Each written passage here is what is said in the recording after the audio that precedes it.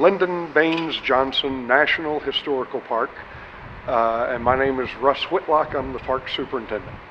We're the most complete presidential site anywhere in the country. We've got the cabin his grandparents settled in the 1860s after the Civil War.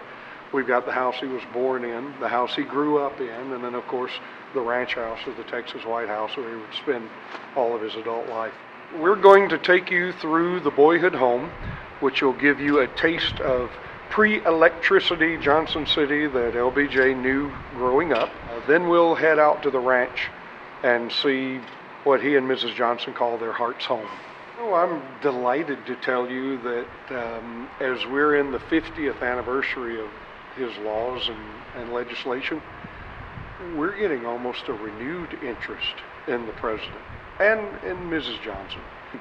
And you know, the thing that I love so much about it, some of my relatives included, have come here, they walk through the museum, they start reading about the laws and the legislation, and they'll look at you and they'll say, I had no idea he did so much. And when you compare it with pretty much any other president, most presidents are happy to get maybe 10, a dozen bills through in 4 years. This man in 5 years did over 1,000 pieces of legislation. Just absolutely amazing. There's just pages and pages and pages of bills.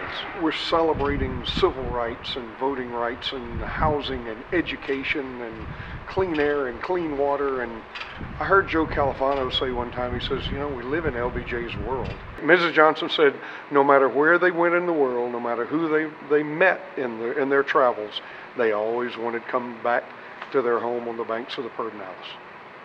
And I think you'll feel that when you go in the house and when you're at the place. You really get a feel for the people that occupied that land and that house.